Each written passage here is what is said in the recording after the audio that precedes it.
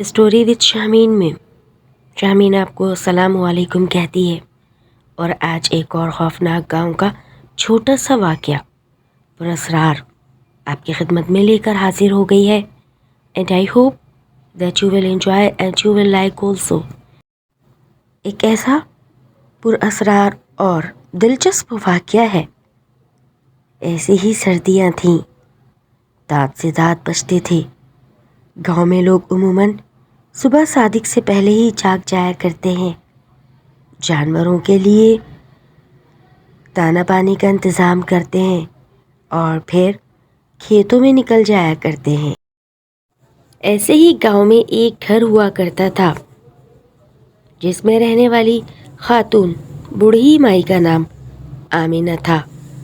اس نے اپنے بیٹے ارشد کی شادی بہت سادگی سے کی تھی.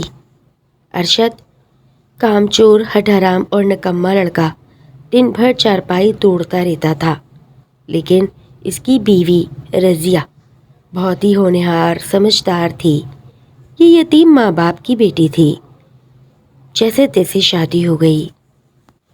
پرانے وقتوں کا مائی آمنہ کا وہ گھر بنا ہوا تھا.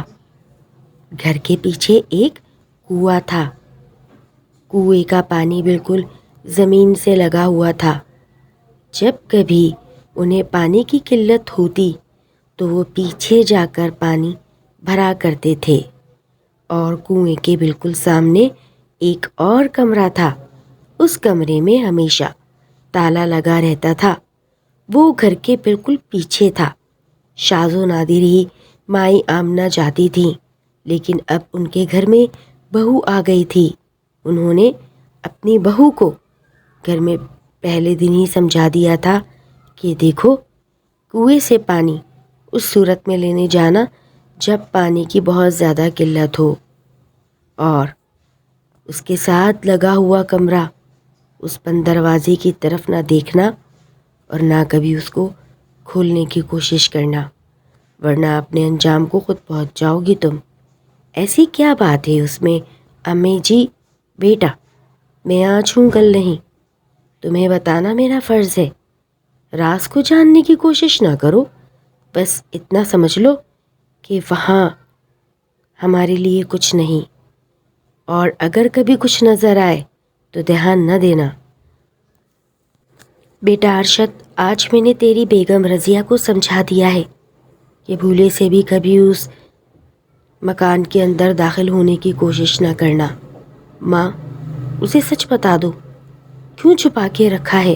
بیٹا نہیں ہے، ڈر جائے گی. میں نہیں چاہتی کہ وہ یہاں سے بھاگے اور تو پھر میرے کان کھائے. میری بیگم کو لا دو، میری بیگم کو لا دو. وہ ڈر گئی نا تو اس مکان میں نہیں رہے گی. امی، جہاں تک ہو سکے گا میں رضیہ کو پیچھے جانے ہی نہیں دوں گا، اور آج رات میں بھی اسے سمجھا دوں گا کہ پانی کی کبھی قلت ہو تو مجھے کہہ دے، کبھی پیچھے نہ جائے.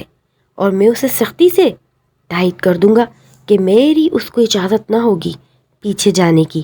اور اگر امی وہ پیچھے گئی تو مجھ سے برا کوئی نہ ہوگا، کیونکہ امی میں نہیں چاہتا جو ماضی میں ہم بھگت چکے ہیں وہ یہ دیکھے. ہاں بیٹا، ایسا ہی کرنا. دن بہت تیزی سے گزر رہے تھے. سردیوں کی راتیں لمبی اور دن چھوٹے ہو جاتے ہیں. رضیہ کو آج کام میں بہت دیر ہو گئی تھی. اس کی ساس آمنہ ایک ہفتے سے اس قدر بیمار تھی کہ چرپائی پر جا لگی تھی. ارشد نے بھی پاس ہی ایک چھوٹے سے بھٹے پر کام کرنا شروع کر دیا تھا. رضیہ صبح سے لے کر شام گئے تک تنہا اور اکیلی گھر کے تمام کام نمٹاتی، جانوروں کو کھانا دانا ڈالتی. یہی نہیں، وہ پاس ہی کے کھیتوں سے جا کر اپنے جانوروں کے لیے چارہ بھی لانے لگی تھی. آج گاؤں میں صبح سے ہی بہت دھند چھائی ہوئی تھی. سردی بہت زیادہ بڑھ گئی تھی. مغرب کی اذانیں لگ رہی تھیں کہ اچانک رضیہ کے گھر سے بکری کھل گئی اور وہ گھر کے پچھلے والے حصے میں چلی گئی تھی. مائی، مائی دیکھو، بکری گھر کے پیچھے والے حصے میں چلی گئی ہے. امی جان، آپ بتائیے میں جاؤں یا نہ جاؤں؟ مغرب بھی ہو گئی ہے اور رات گہری، دیکھ رہی ہیں نا کہ کتنی زیادہ ٹھنڈ بڑھ گئی ہے۔ ٹھیک ہے، تم لالٹین اٹھاؤ، میں بھی تمہارے ساتھ چلتی ہوں۔ ارے آپ سے تو اٹھا ہی نہیں جا رہا، تو اکیلے کیسے جائے گی بیٹی؟ مائی آمنہ اچانک گھبرا گئی تھیں۔ آج تو ارشد کو بھی بہت دیری ہو گئی۔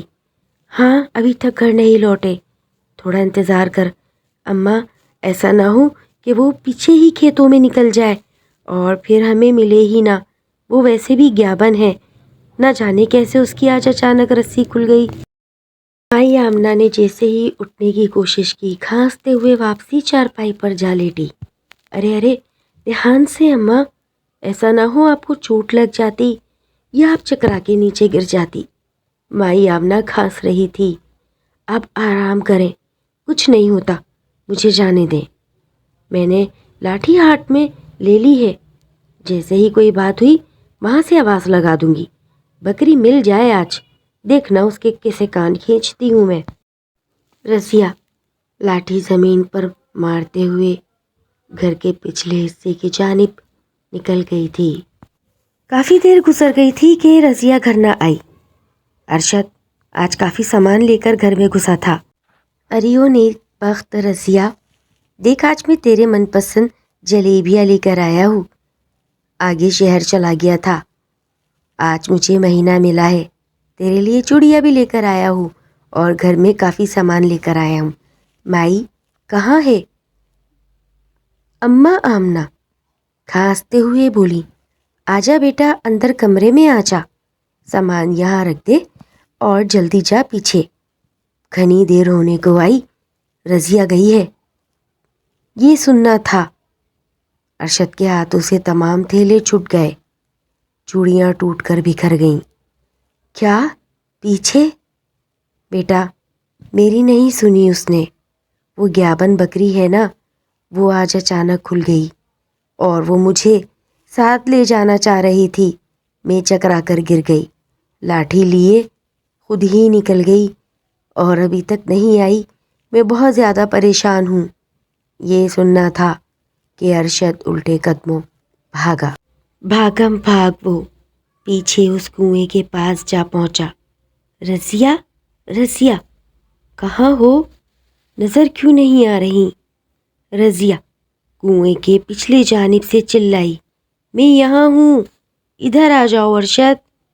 جیسے ہی ارشد بھاگ کر کنویں کے پچھلی جانب گیا تو وہاں رضیہ نہ تھی۔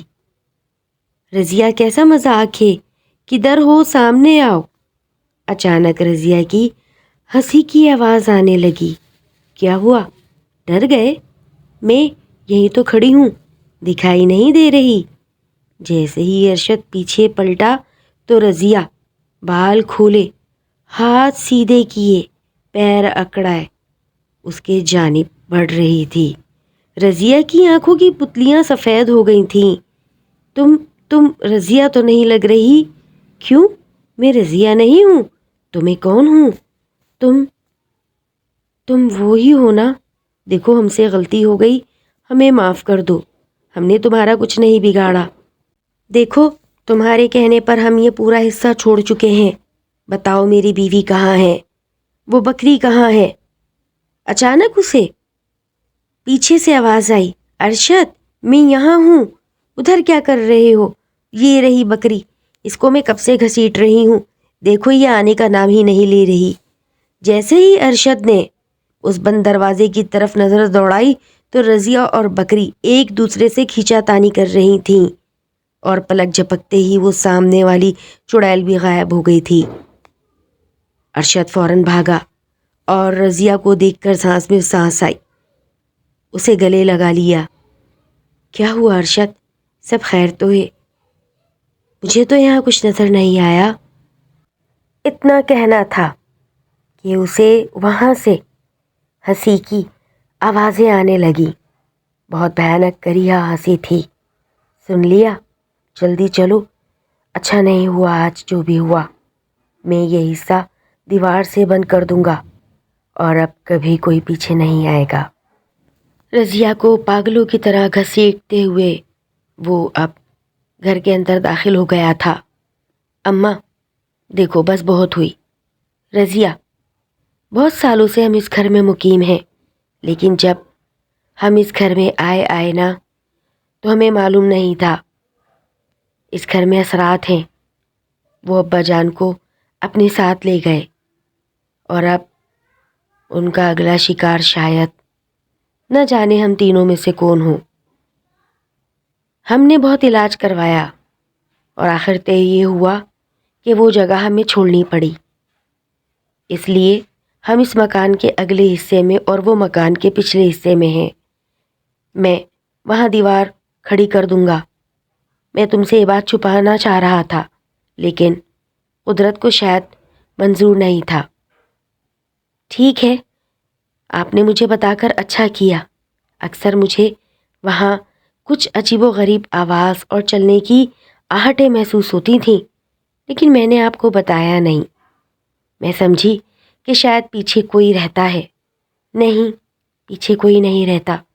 ہم تو صرف کنویں کے لالچ میں وہ جگہ کبھی بند نہ کر سکے۔ جب ہمارے نصیب میں کنواں ہے ہی نہیں تو وہ جگہ بھی کیوں؟ اماں میں کل ہی اسے بند کر دوں گا۔ میں نہیں چاہتا کہ میری بیوی میرے ہاتھوں سے چلی جائے، یا میری ماں، یا میں خود۔ لسنرز، اگر آپ کو میری سٹوری پسند آئی اسے لازمی لائک کر کے جائیے گا۔ شکریہ۔